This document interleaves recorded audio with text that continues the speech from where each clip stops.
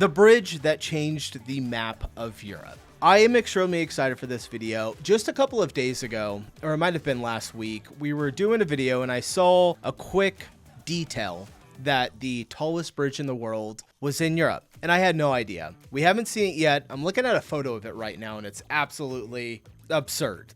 It's massive. Now, I did a little bit of research. I think China has opened a bridge that is now the tallest bridge in the world. I kind of saw a little bit of that when I just did a quick little search on it where it was. But nonetheless, I came across this video from the B1M YouTube channel. We've done one of their videos before. They make great content just about infrastructure and construction and massive jobs, right up my alley. So let's get straight into it. This bridge should not have been possible. It's the Millau Viaduct in France, the tallest bridge in the world. In fact, even today,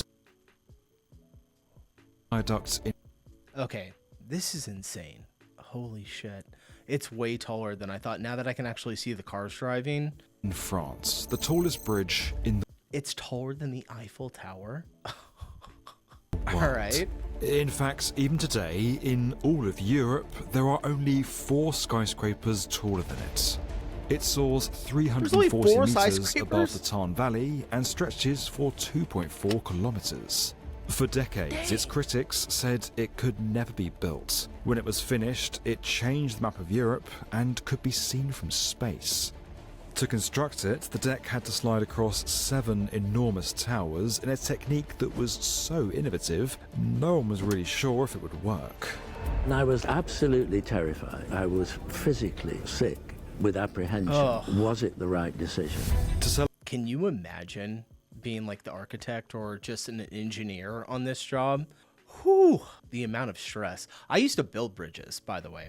I was a carpenter, you know, when you put the wood up and you fill in all the concrete, and I was up there in the bays inside of the bridge doing all that. So I actually have a little bit of knowledge on this. Seems like they did it a different way though. I was physically sick with apprehension. Was it the right decision? To celebrate the 20th anniversary of the bridge's opening, we sat down with renowned architect Lord Norman Foster in a special interview, tracing the viaduct's journey from impossibility to icon. It's an extraordinary fusion of talents right across every aspect of society, from the politicians through to the extraordinary individuals who made it. Lord Norman Foster is one of the world's most accomplished architects. If you don't know his name, then you'll definitely recognise some of his projects. The Gherkin, the Reichstag, almost every Apple store you walk into. And of course, the epic Apple Park. His practice continues to define the skylines of America, Asia, the UK and Europe. But it's this project that may be his most breathtaking. This is the bridge above the clouds, the Millau Viaduct. The Millau Viaduct. France has a problem. This is Massif Central. It's a beautiful, rugged, mountainous terrain that covers about 15% of the country. It also severs France in 2. These same gorges, rivers and forests make it an incredibly hard landscape for anyone to cross, coming from the north to the south of the country, or from northern Europe to Spain. Now, for centuries, that divided Europe and meant that central France could not develop due to a lack of adequate transportation links. The roads and train lines that did exist were mostly single lane and would have to dip and rise into these steep valleys or make massive detours. Many villages didn't have proper connections to the outside world at all. In the summer months, those travelling from cities like Paris to the south of France would have to come through here. This is Millau, a picturesque village surrounded by beautiful countryside. Beautiful. During this time, it became pretty much the worst bottleneck in Europe. The congestion would add 5 hours to any journey and extend 20 kilometers in both directions. Jeez, you had to drive through the middle of this. I can see how it created a Then, bottleneck. in the 1980s, the French government decided to solve this problem. Massive freeways were built through the region, but the question remained, what to do about the worst. Do you guys call it freeway or highway? I'm assuming freeway because you just said freeway, but I don't know. It's weird because here in the States, people only call them freeways on the West Coast. Everywhere else, it's either interstate or highway. But I guess you guys wouldn't call it interstate. Should the village be bypassed altogether? Should a bridge be constructed over the Tarn River? But where would you put it? Geologists and specialists worked for years to figure out where on earth this bridge could go. The valley was wide and steep and prone to landslides. It was a bit of a nightmare. Engineer Michel Verligo and his team then had a light bulb moment. What if the road didn't go into the valley at all? What if the bridge just went directly over it? It was an incredibly bold idea and something that had never been done on such a scale before.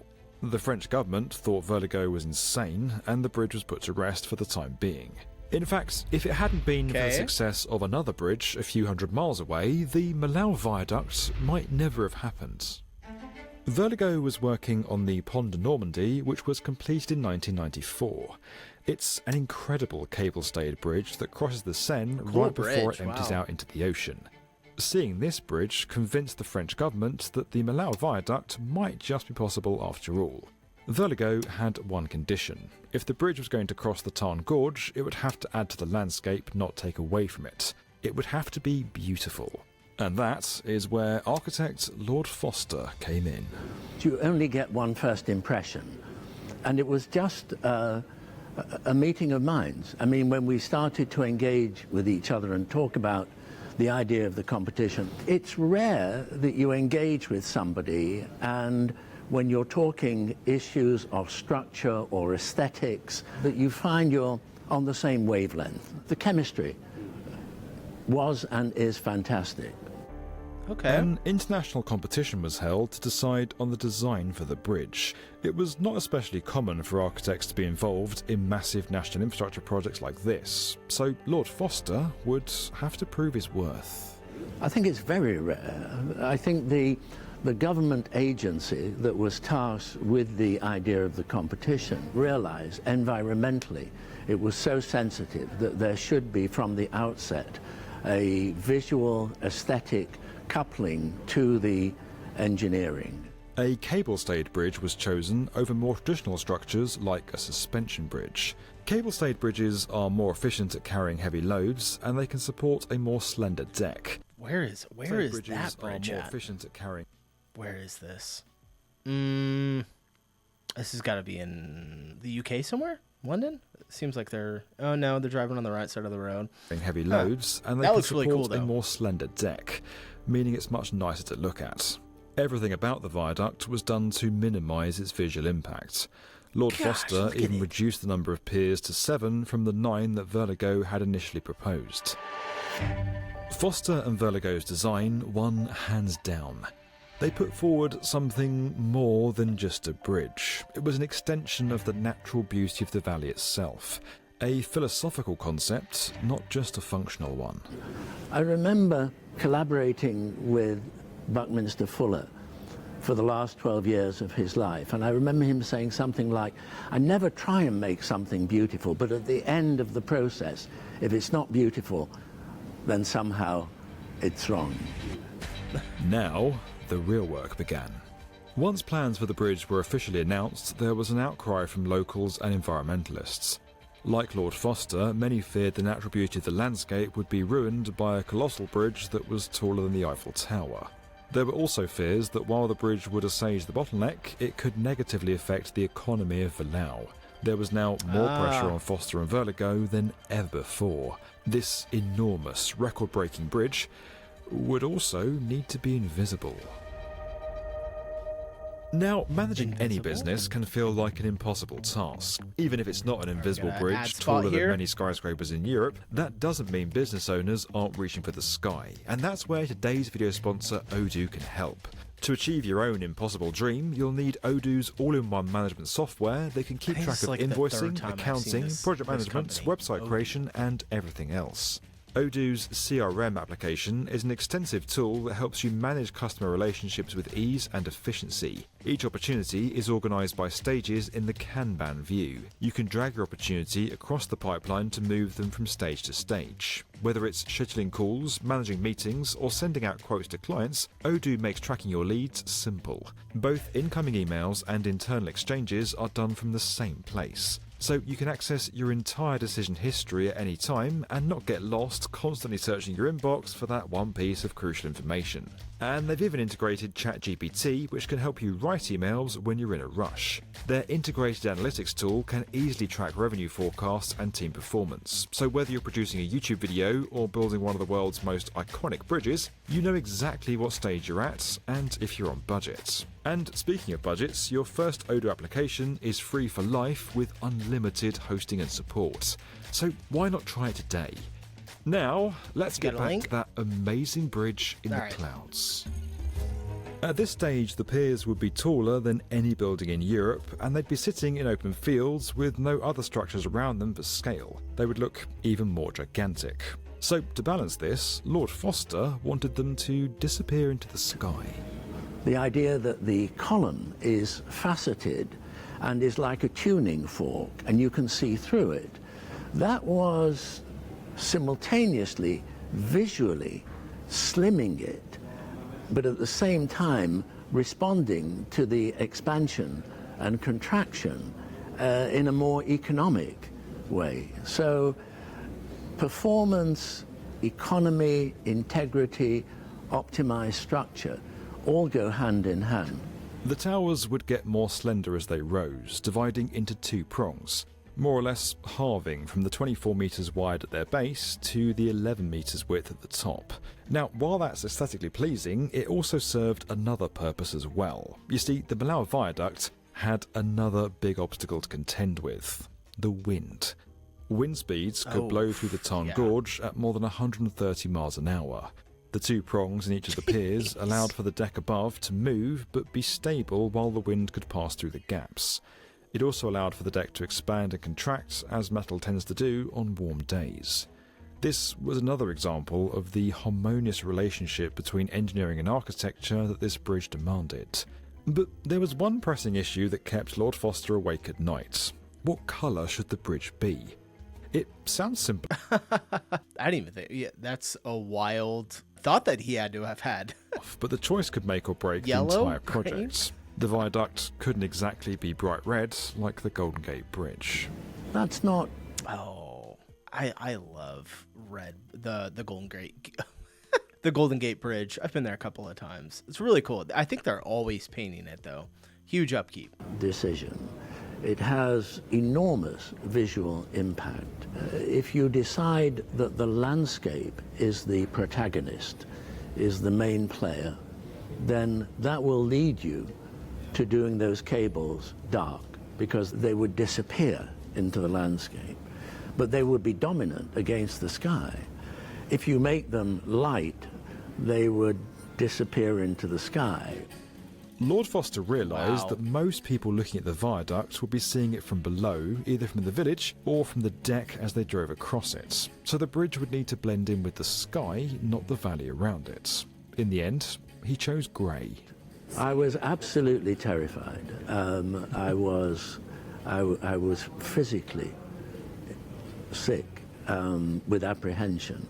Now, was it the right decision? It's binary. There's no halfway. Spacing the piers was its own challenge. They'd have to sit equal distances apart, but also be structurally efficient, buildable, and economical. There's a trade-off between the cost of a span, because the longer the span, generally, the more expensive it becomes. But then, the shorter the span, the more piers. And each pier has 4 deep piles. And each pier obviously has a cost. In the end, the team compromised with a span of 342 metres in between each pier. These piers, each one taller than a skyscraper, then began their construction. GPS was used for positioning, and project engineers sunk them deep into the valley bedrock and covered them with reinforced concrete. The deck was made from hollow steel and prefabricated in sections at the Eiffel factory in eastern France. Yes, okay, much that's different Eiffel. than what I'm Each used to. section was then floated down the Rhine to the Mediterranean to the French coast and then driven by road to the construction site. The deck was then slid across the completed towers using enormous hydraulics that pushed them steadily across the valley piece by piece each day. This is insane. I freaking love humans, man. It's just amazing what we're able to accomplish. Launched simultaneously from both sides over temporary structural supports. Now, during this time, the weather had to be closely monitored. Strong winds could damage the deck before it reached the next supporting tower, and each launching operation would take up to 3 days. Even with GPS, it wasn't certain that the deck would meet in the middle, that the piers would line up, or that the colour was the correct one. Whether it's a bridge or whether it's a building, we now have more sophisticated means of visualizations.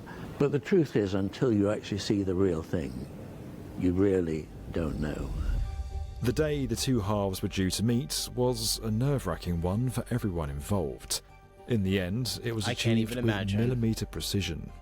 It was only now that the architecture and engineering teams could view their bridge and see if it was actually a success.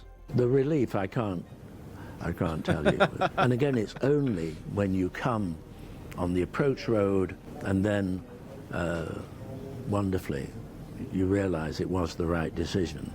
From the beginning, Lord Foster didn't want the road to be a simple straight line. He wanted it to curve across the valley, so that as you drove across it, you got a true sense of the bridge's scale.